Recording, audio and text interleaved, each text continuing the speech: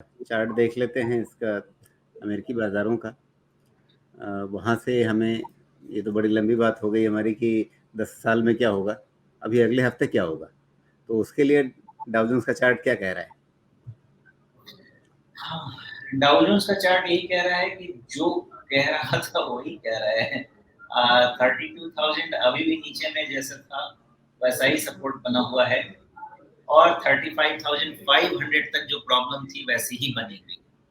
ये चीज अभी तक चेंज हुई नहीं है, तो किसी भी तरह का डाउ जोन्स का चेंज नहीं है मेरे हिसाब से। मोस्टली ये इसी रेंज में, लार्जर रेंज में रहने वाला है।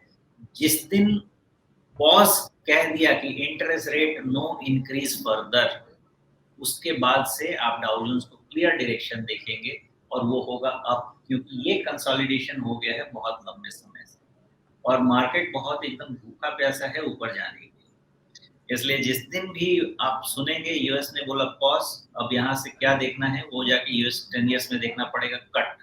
अभी यूएस 10 ईयर्स कट नहीं शो कर रहा, वो भी अभी यहीं पे थकान और पॉज शो कर रहा है।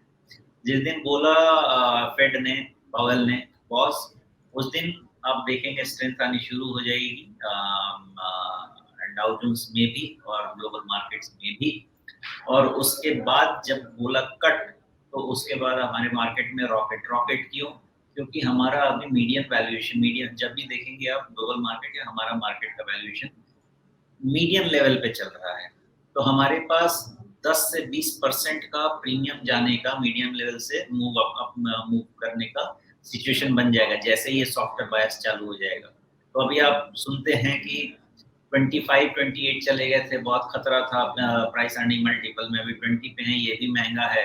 16-15 होना चाहिए। जैसे ही सॉफ्टवेयर इंटरेस्ट रेट बायस आएगा, बिना कुछ सोचे समझे समझ लीजिए कि फिर से 25 के ऊपर निफ्टी का पी चला जाएगा विथ ऑल जस्टिफिकेशन, वो हो जाएगा अपने आप। तो तैयार इसलिए रहें कि मैक्रो इकोनॉमिक में एक ही इंडिकेटर हमको सब जगह लेके जाएगा, फर्स्ट कट, मार्केट में रॉकेट। जी, तो फिलहाल इंतज़ार करना है कि अमेरिकी बाज़ारों में ब्याज दरों को घटाने की शुरुआत कब होती है। अभी फिलहाल पॉज़ से नहीं, घटाने से बात आगे बढ़ेगी और उसका इंतज़ार करना पड़ेगा। लेकिन तब तक हम अमेरिकी बाज़ारों से कोई संकेत लें या बस अपना ही चार्ट काफ़ी है? देखिए अमेरिकन मार्केट में तो बिल्कुल क्लियर होता जा रहा है कि 32,000 के आसपास का लेवल नहीं टूटेगा और ऊपर में 35,500 का भी लेवल उतने आसानी से नहीं, ये क्लियर होता जा रहा है। तो एक ब्रॉड रेंज का ट्रेड अमेरिकन मार्केट करते रहेंगे, यही S&P 500 भी बता रही है। थोड़ी पोटेंशियल पॉसिबिलिटी नैस्डैक में इसलिए है कि बहुत गिर चुका था, बहुत नेगेटिविटी थी, लेकिन वो नेगेटिविटी उनके रिजल्ट्स में देखने को नहीं मिली, तो थोड़ा वहां पे सेंटिमेंट का इम्पैक्ट रहेगा। लेकिन वहां पे ब्रॉडर मार्केट सेंटिमेंट मुझे अच्छे अभी भी नहीं दिख रहे हैं, बिकॉज जो कॉन्फिडेंस मुझे उनके स्मॉल कैप इंडेक्स में दिखना चाहिए वो नहीं दिख रहा है।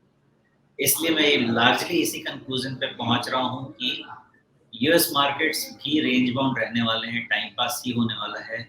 हमारा जो रैली का सिचुएशन है वो फिर शायद अगस्त सितंबर में बनना चाहिए।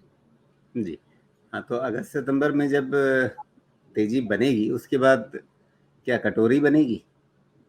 नहीं, आपका एक पीक अक्टूबर में बन जाएगा फिर से, जैसे पिछले के पिछले साल बना था एक पीक। अच्छा, क्योंकि हमारा आज के तारीख में आप देखेंगे ना, मार्केट बड़ी तेजी से मतलब फैक्टर, वो पीक क्या 13,200 के आसपास जो पीक है उसकी बात कर रहे हैं? भगवान जाने, वो तो मोमेंटम पे डिपेंड करेगा, लेकिन ये जी, रहेगा कि मार्केट अक्टूबर तक, मार्च तक मतलब की चीजें कर लेगा। एक बार चलेगा और फिर पीक बन जाएगा, यानी उसके बाद फिर वापस से नीचे आना होगा। हाँ, इसका नेचर समझना होगा। देखिए पहले क्या था, जब हमने काम शुरू किया था तो हम कहते थे 2% of Indian population is playing in the stock market. अब उसको कोविड कह लें या जो भी कह लें, आज के तारीख में 4.5% ऑफ द पॉपुलेशन मार्केट में आ गया है। लेकिन हमारे मार्केट का डेप्थ बहुत नहीं बढ़ा है। हम जो वॉल्यूम्स देखते हैं, जिस तरह के वॉल्यूम्स बढ़े हैं वो डेरिवेटिव्स में बढ़े हैं। जो हमारा प्रोडक्ट जो कैश मार्केट का वॉल्यूम है उसमें इतना डेप्थ नहीं बढ़ा है कि आप more than double the player को सिंपली एब्जॉर्ब कर लें विथ सेम वोलेटिलिटी। तो आपको एब्जॉर्ब तो करना है नए प्लेयर्स, तो उसके लिए आपको अलाउ क्या करना पड़ेगा? मोर वोलेटिलिटी, और इसीलिए हम देखेंगे कि हर चीज़ का साइकिल शॉर्टन होगा। मैं बार-बार कहता हूँ आप लोगों को कि जो भी आके मुझे पूछता है कि कॉफ़ी कैन इन्वेस्टिंग कराना है, मैंने कहा आप कॉफ़ी पीते रह जाएँगे, कैन लेके कोई चला जाएगा। प्रॉब्लम यही है कि हर चीज़ का साइकिल शॉर्टन हो गया है। आपको कोर पोर्टफोलियो, सैटेलाइट पोर्टफोलियो मतलब स्ट्रैटेजिक एंड टैक्टिकल बना के रखना पड़ेगा, और टैक्टिकल से अपने साल के रिटर्न निकालने पड़ेंगे, और जो आपका स्ट्रैटेजिक कोर पोर्टफोलियो है उसको आपको अलाउ करना पड़ेगा टाइम कि जब भी बड़ा वाला प्ले आए उसमें वो बड़ा रिटर्न बना के दे। इस तरह का करेंगे तभी जो जाके हम रिटर्न कमा पाएँगे, नहीं तो आप बताएँ मुझे कि लास्ट 1.5 साल में कैसे रिटर्न बन सकता है। अगर लास्ट 1.5 साल में हमने रिटर्न बनाए हैं तो यही थियरी काम की है, और हमें अपने हर थियरी को एडजस्ट करना पड़ेगा सिचुएशन के समय के हिसाब से। ऐसा नहीं है कि हम स्टबर्न होके कह देंगे कि हमारा यही थियरी है, हम इसी पे पैसा बनाएँगे, बिल्कुल नहीं होगा। वक़्त के हिसाब से अपने आप को एडजस्ट कीजिए, चेंज को अलाउ कीजिए, हैपीली एक्सेप्ट कीजिए और तब पैसा बनाइए। जी। यहाँ पर S&P 500 की चार्ट को देखते हैं ज़रा, और S&P 500 का चार्ट बार-बार ये कह रहा है कि 4200 पार करना मुश्किल हो रहा है। लेकिन अगर 4200 पार होता है किसी वजह से, तो क्या उसका मतलब हम फिर ये निकालें कि जो एक रेंज बाउंड एक्शन दिख रहा है, एक दायरे के अंदर अटका हुआ खेल दिख रहा है, वो खेल बदल गया? देखिए S&P 500 क्या है, बहुत अजीब-सा सिचुएशन है इसका जो आप कह रहे हैं लेवल ना, इस लेवल पे गजब का क्लस्टर है। तो 4200 के पास का क्लस्टर बहुत टफ है, इतनी आसानी से निकलने नहीं देगा। इसीलिए पूछ रहा लेकिन हूँ कि अगर इसके ऊपर निकल गया, तब क्या हमें ये समझना पड़ेगा कि खेल बदल रहा है? खेल बदल नहीं रहा है, फिर ताज्जुब करेंगे आप, फिर उसके बाद 5000 का खेल बनेगा S&P 500। जी। तो इसके बावजूद भी कि, और लेकिन वो तभी खेल बनेगा जब कुछ करें, फेड वाले कुछ बोलें कि हाँ भाई हो गया, उनको खुद ही समझ में नहीं आ रहा तो खेल क्या बनाएँगे।